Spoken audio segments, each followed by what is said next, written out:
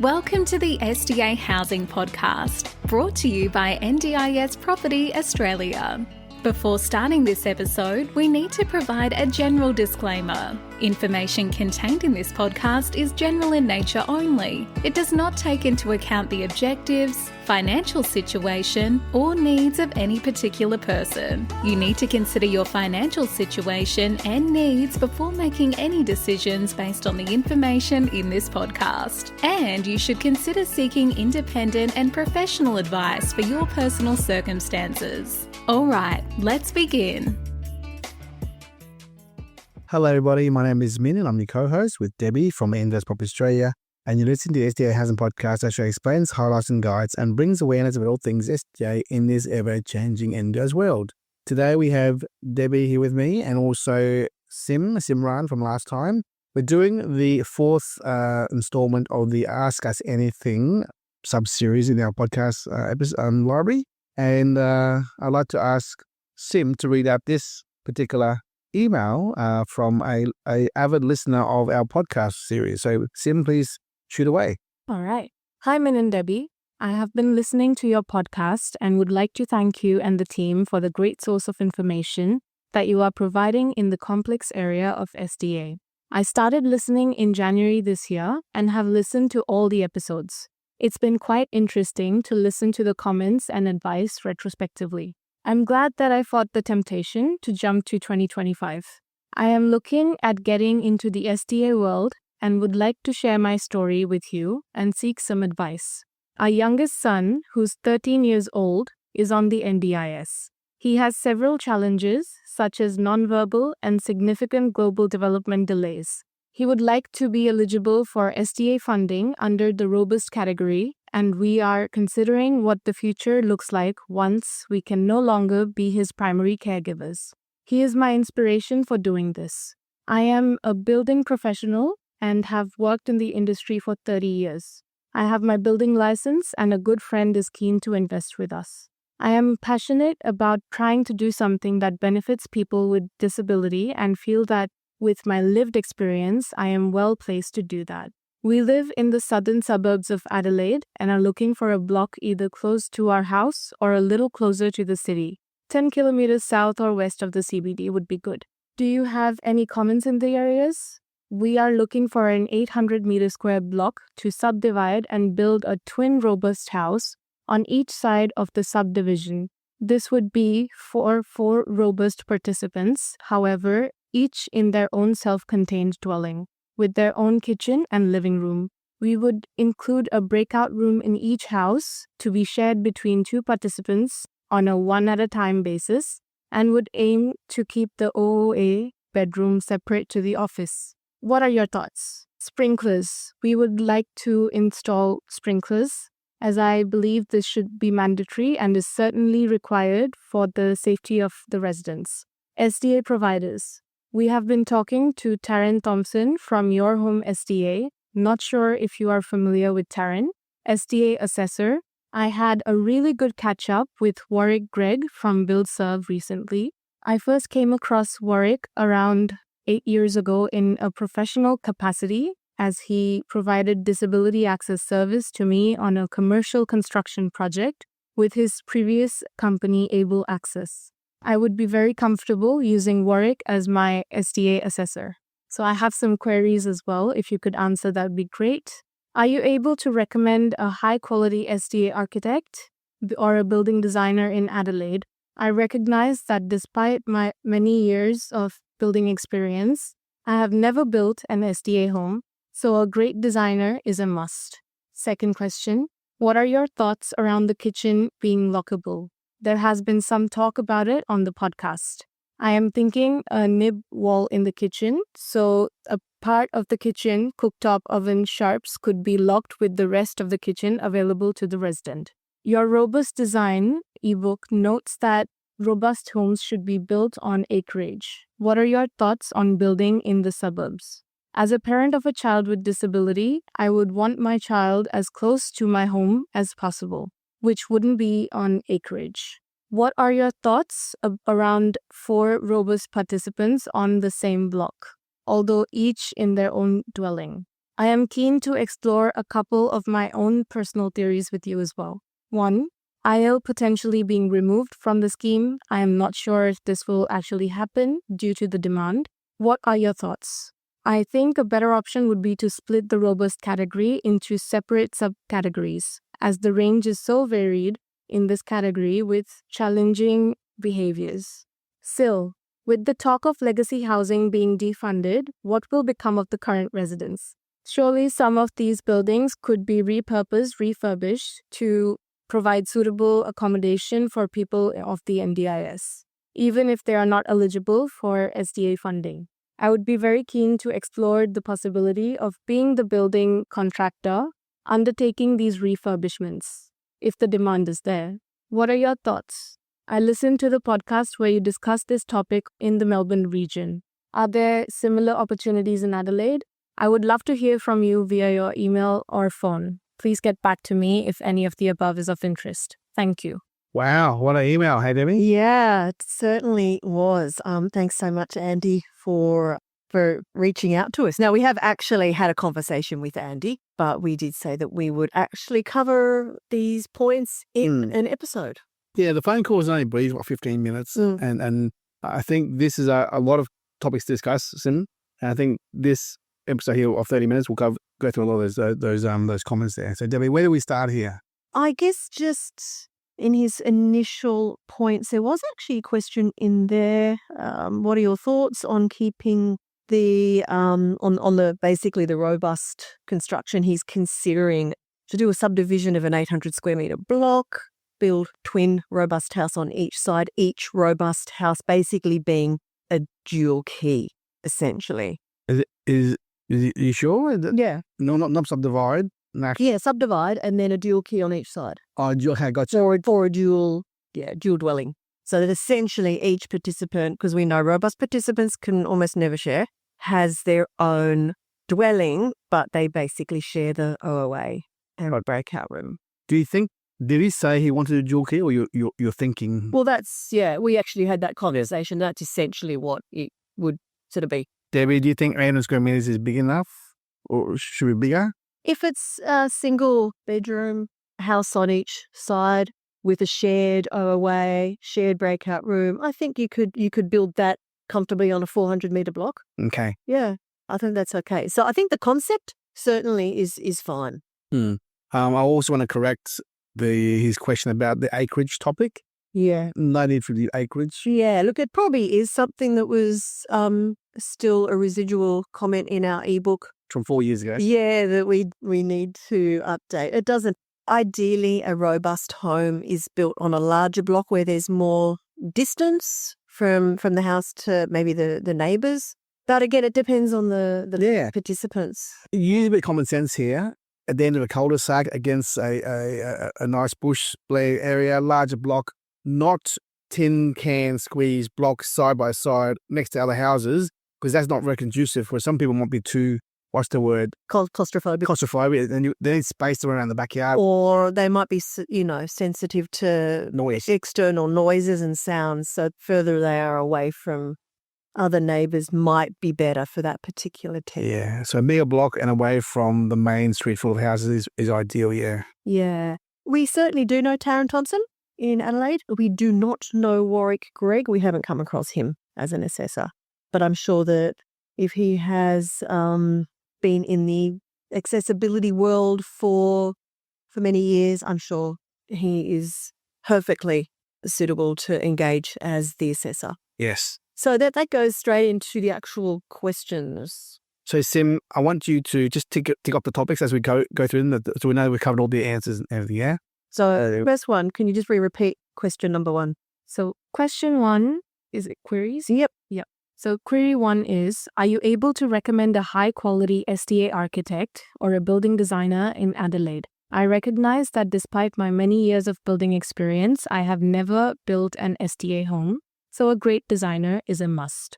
You don't need a designer in Adelaide. It could be anywhere, Melbourne, Sydney, Brisbane, whatnot, Gold Coast, Perth. As long as you've in their portfolio, they have good reputation, and then they understand the actual SDA world, that's what matters. Because let's be honest, guys, you're going to hire an architect who's fully qualified to do SDA homes, but is it really an experienced person? So Do they know anything about SDA? And it's not just about meeting the design guidelines, it's about making good design. But I'm sure between Taran and himself, being a builder, he should be able to build a high quality, spacious home, which is safe for his child to be in eventually, for his son, but for good use by participants in the area as well. So it's common sense, really. And we can recommend Yeah. architects and building designers, absolutely.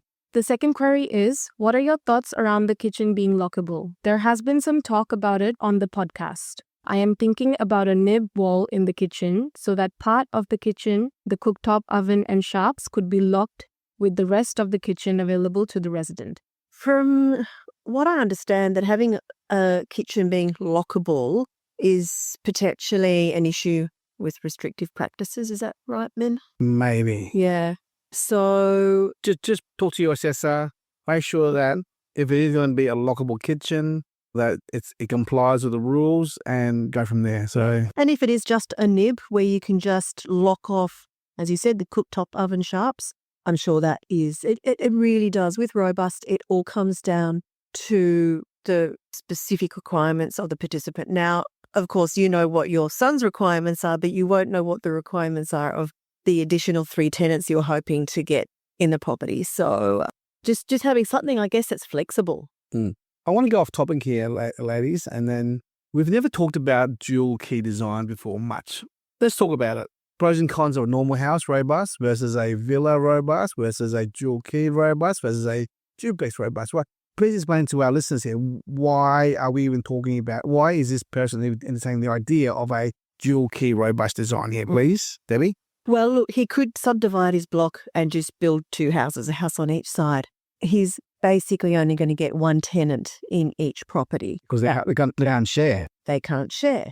So he could do a set of 2 villas on each side, which is not too dissimilar to doing a duplex or a dual key. Now, a duplex is something that is like kind of mirror image. So you generally need a wider frontage, street frontage for that. So a duplex wouldn't work if you're already subdividing an 800 square meter block. So a dual key or dual living type property where essentially it is the one house, but it has 2 separate living areas on the inside with separate entrances. And one side is bigger than the other side, yeah. Yeah. So on one side, there's a lot of different floor plans I've seen to make this work, but again, a good SDA assessor and a good designer will be able to come up with good designs that are compliant.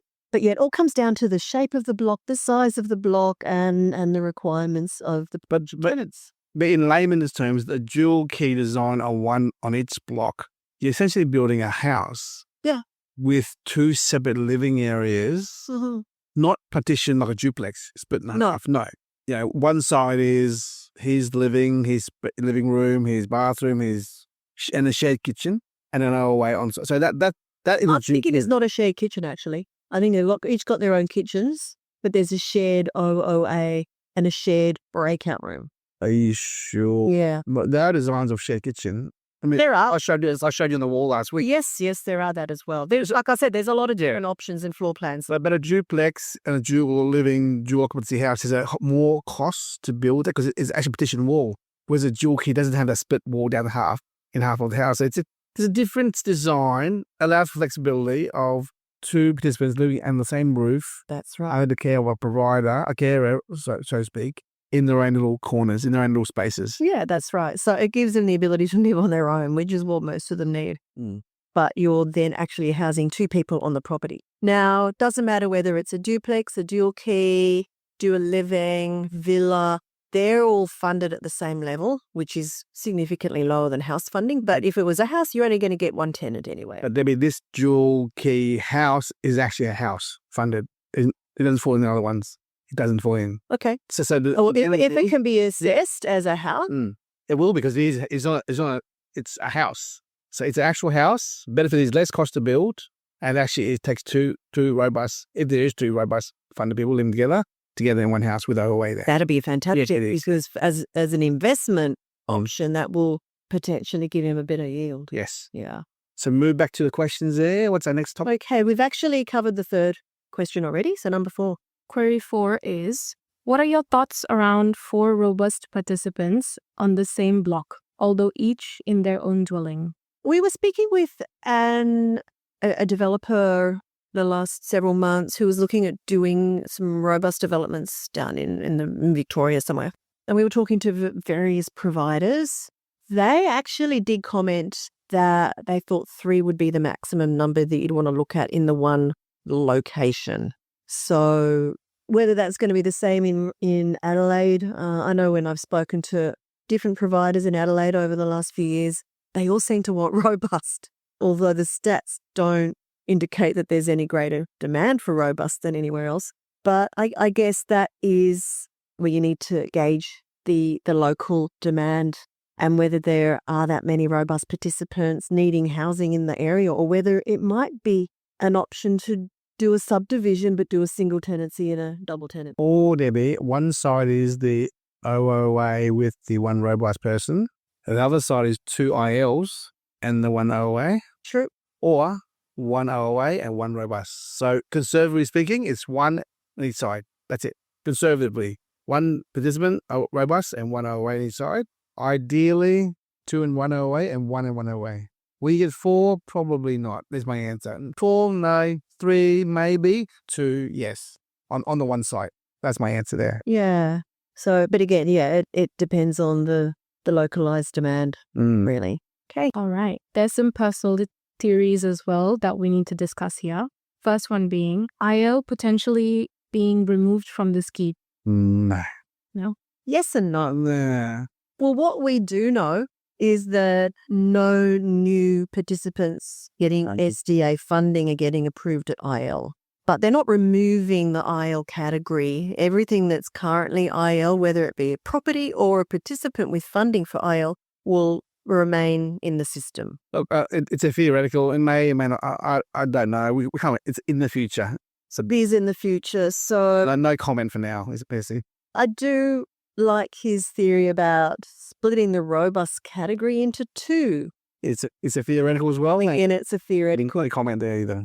Yeah, and you know, I understand where this theory is coming from, especially as he's got experience with someone with those sorts of developmental delays and other challenges, etc. So there are so many different participants that fall into the robust category with vastly different situations. So that's a great idea. Whether it's something that the NDIS would ever, consider if anyone else was to bring up that concept, who knows? Yeah. Yeah. But back to design and build, I recommend Andy, the builder here, look at all the material online from Bruce Bromley. He's a robust expert, SDA assessor. His website, sdconsulting.com.au, has all the theories, designs, ideas, concepts, and strategy to put forward and build a robust house. So please look at that documentation on his website, please, Andy. But yeah, overall though, I mean, Debbie, I commend Andy, who has absorbed all this information in the last 6 months now, 5 months now, of all our podcasts and caught up to speed with where we are now. That is a big thing to listen to 300 episodes. That's a lot of listening. And as a parent of a child who is potentially robust, it's great because he'll actually put the effort in to make it ideally appropriate for safe and comfortable living for robust participants, yeah. So there's one more theory to discuss. Right. So this theory is about SIL. With the talk of legacy housing being defunded, what will become of the current residents? Surely some of these buildings could be repurposed or refurbished to provide suitable accommodation for people on the NDIS, even if they're not eligible for SDA funding.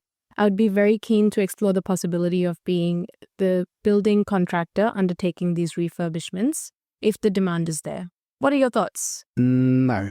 The reason being is because someone has to pay for all the costs. And the SDA, the NDIS, has a minimum spend on... Well, that is for SDA. I don't know, Andy, if you were a little bit confused with SIL and SDA here, because you said SIL with the talk of legacy housing being defunded. Let me just reiterate what that actually means. Legacy housing will be defunded in South Australia, January 2028. But legacy properties are only those SDA properties that house 6 or more residents. And there's only a handful of those in South Australia. So that's kind of less relevant. What will become of the current residents? They'll be transferred over into new build SDA if they qualify for new build SDA funding.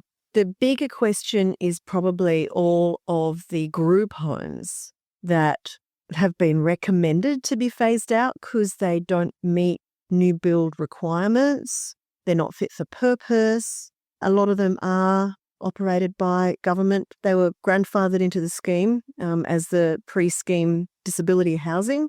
Potentially, some of those could be refurbished. But again, as Min said, who's going to pay for it? Yeah.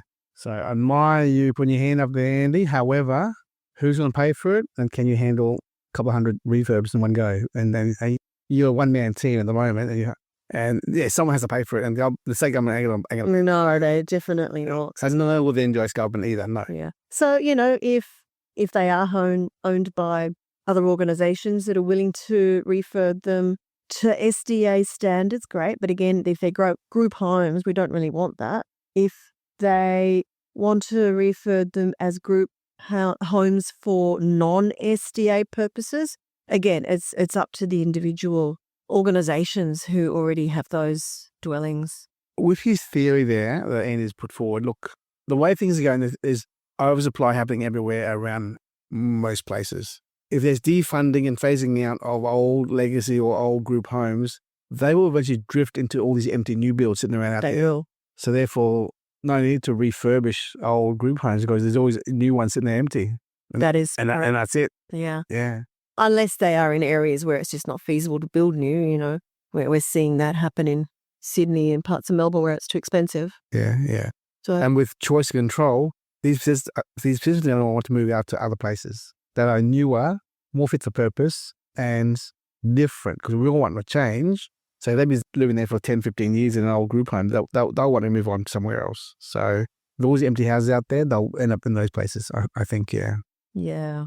Sim, are there any other things that we've missed out in that link, the email from Andy here?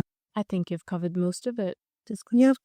No, I think everything's been discussed. Yeah, we've addressed all of the comments, all of the questions. My feedback for Andy is don't assume full robust participants living in these two dwellings. Assume two. And if you're okay with that, you and your friend who's an investor are okay with that, then fine. But remember the end goal here. The end goal is to have one for your son. That's the end goal here. And that's one, not two. Now, if by any chance he actually has a personality compatibility with someone else, and there's two mates who are robust, then sure, that's a possibility there. But be conservative in your approach. And Debbie, what's your rough numbers here? One robust participant in this house on each side is going to gather, 80 or 90 grand? It'll be 100. I'm not sure what the figures in Adelaide are. 90? Yeah.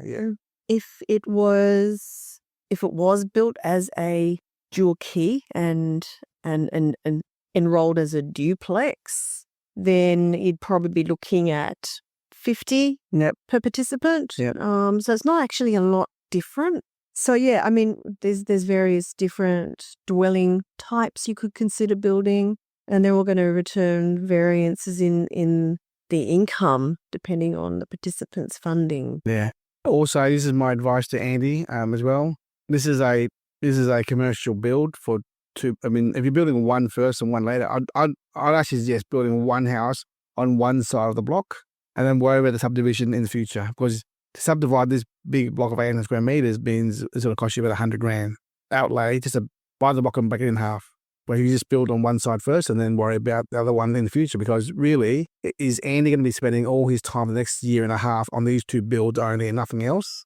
Or does he have a business to run and building other people's houses? And this is a pet hobby job on the side where he's doing it, with his whatever. So it's a balancing act of, are you building two at once or one only and one later? Or are you doing it while you're doing another business of building other houses for everyone else? So you juggle that a challenge, logistics challenge there as well. Yeah. Mm. Well, I think, Andy, hopefully we've given you some food for thought, and of course, always happy to have further conversations and give you any more practical advice. Yeah. Talk to your SDA provider like Taryn, talk to an assessor, talk to other architects and designers who may be in the area that you're talking to. To be honest, until you've earmarked a block to buy and subdivide and build on, I think you're still 6 to 9 months away from actually pulling the trigger to actually start this project. And we're still here. Hopefully we'll be at episode 400 by then, Debbie, 500 by then. And And Andy, thank you so much for your loyalty and support of listening to our podcast and reaching out to us. We're very appreciative of your feedback. And we're here if you want to talk to us. Anyone else who has a similar batch of questions I want to ask about their journey as well, where Debbie and I and Sim are happy to add you to our next Ask Us Anything sub-series as well. Absolutely. Debbie, if anyone wants to reach out to us, what's the contact details, please, Debbie? You can email us at info@ndis.property, or you can give us a call 1300 254 397. Cool. Sim, is that it? We're finished? Yeah. Always great to be a voice for the listeners. Awesome. Thank you very much. Bye. Thank you. Bye. We hope you enjoyed this episode. Please make sure you are subscribed and following us so you can keep in the loop with all of our upcoming episodes. We would really appreciate it if you could leave us a 5-star rating, a written review, and to share this podcast with those that could benefit. Until next time, catch you on the next episode.